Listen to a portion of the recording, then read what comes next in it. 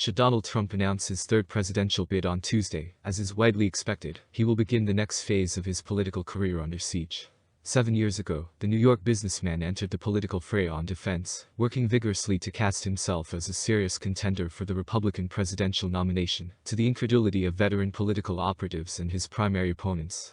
This time, Trump takes the plunge as the party's indisputable frontrunner, but once again, he finds himself in a defensive crouch. Former President Donald Trump takes the stage to speak at Mar-a-Lago on Election Day, Tuesday, November 8, 2022, in Palm Beach, Florida.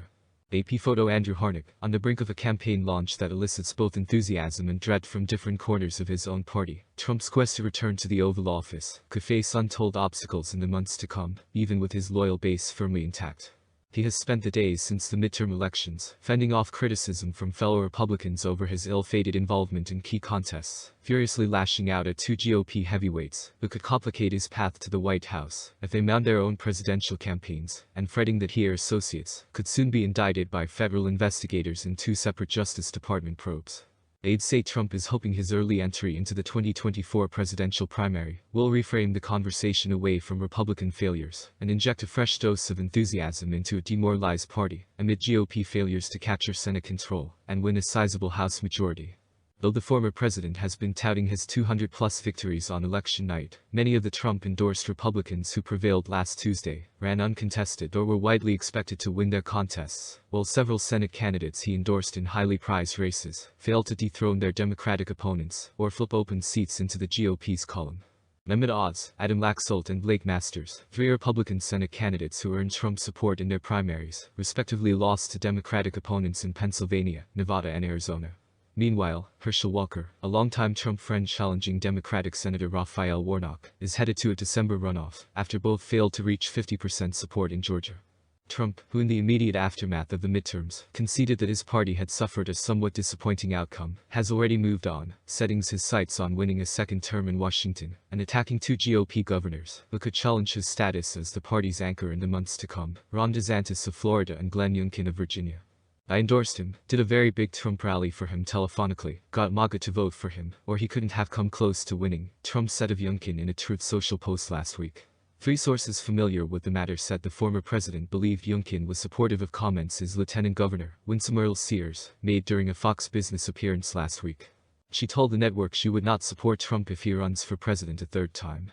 Florida Republican Governor Ron DeSantis celebrates at an election night party after winning his race for re-election in Tampa, Florida, on Tuesday, November 8, 2022. Fox News found their red wave in Florida and DeSantis, whose re-election was the subject of extensive coverage on the conservative network, to the exclusion of results that weren't as triumphant as Republicans had hoped. Scott McIntyre, The New York Times, momentum and planning for DeSantis' 2024 bid takes off after resounding Florida win, responding to repeated questions about Trump's impending 2024 announcement. Earle-Sears said, "A true leader understands when they have become a liability. A true leader understands that it's time to step off the stage, and the voters have given us that very clear message." Sears later declined to tell the Washington Post whether Youngkin knew prior to the interview that she planned to split from Trump, a detail that caught the former president's attention, according to one of his aides. If Glenn Youngkin decides to run for president, that's his choice. But Team Trump will certainly mount a massive effort to win the Virginia delegates going to Milwaukee that is going to embarrass Youngkin, said John Fredericks, a Virginia-based conservative radio host who chaired Trump's campaigns in the state in 2016 and 2020. The former president's criticism of Youngkin, his 2021 gubernatorial bid he endorsed against former Democratic Governor Terry McAuliffe, came on the heels of a spate of insults Trump launched against DeSantis, the popular Florida governor who has refused to rule out a 2024 campaign against the former president and increasingly appears to be laying the groundwork for one. In the span of 1 week, Trump went from introducing a disparaging new nickname for the Florida governor, DeSanctimonious, to heeding requests from Republicans to pare back his criticism of DeSantis in the home stretch before Election Day, to blasting out a scathing statement on the heels of DeSantis' re-election, calling him an average Republican governor. DeSantis' allies said they do not expect the Florida governor to engage at all with Trump's bashing, for as long as he can avoid it. In 2 press conferences related to Hurricane Nicole that DeSantis held after winning re-election by a 19-point margin, he did not mention the overall midterm results or take any questions. Notably, he has also avoided taking a victory lap on Fox News, which would undoubtedly inquire about Trump in 2024, after appearing frequently on the network while campaigning for re-election. Trump rants for a couple of months. DeSantis throws some red meat during Florida's next legislative session, and then we have a primary around May, said one DeSantis ally, describing his current posture. Asked how long the governor can go without acknowledging Trump's attacks, a second DeSantis ally responded simply, a long time. Robstown, Texas, October 22. Former U.S. President Donald Trump speaks at a Save America rally on October 22, 2022 in Robstown, Texas. The former president, alongside other Republican nominees and leaders, held a rally where they energized supporters and voters ahead of the midterm election. GOP puts on a show of disunity as it edges toward House Majority. Trump's bitter criticism of Youngkin and DeSantis, two rising Republican celebrities, was a stark reminder of the scathing brand of politics he brings to the campaign trail, without regard for how it might impact his own party. His first use of the sanctimonious came just days before the Florida governor appeared on the ballot in his bid for re-election. And much to the chagrin of top Republicans, including some of Trump's closest allies on Capitol Hill, his Tuesday announcement comes as the party looks to prevent Senate Democrats from securing a 51-seat majority through the Georgia runoff. I know there's a lot of criticism and people saying, just focus on Georgia, but he figures there's no point in waiting. If Herschel loses, he'll be blamed for distracting from the runoff, but if he wins, he doesn't believe he will get any credit for energizing the base, said a current Trump advisor. Some of Trump's closest allies said Republicans should brace for a significant escalation in his attacks on rumored GOP challengers once he is a declared presidential contender, meaning he could ramp up his criticism of DeSantis, Youngkin or others, while the party is fighting for Walker's survival in Georgia. Nobody should be surprised. This is how Trump does primaries, said Michael Caputo, a former Trump administration official who remains close to the former president. The question you have to ask is whether this format can work for him again. Of course, Trump has not been in a hotly contested primary since 2016, when he unleashed broadsides against more than a dozen-plus opponents with fury and vitriol that shocked some Republican observers, but delighted a segment of the Republican primary electorate that would later evolve into his loyal base. Few Trump allies expect him to behave any differently in the months to come. Even if he remains the only declared candidate until others enter the fray next year, he will continue his preemptive blitz against perceived challengers. Donald Trump will make sure every Republican candidate is well vetted, said a senior Trump aide. No one's going to get a free pass.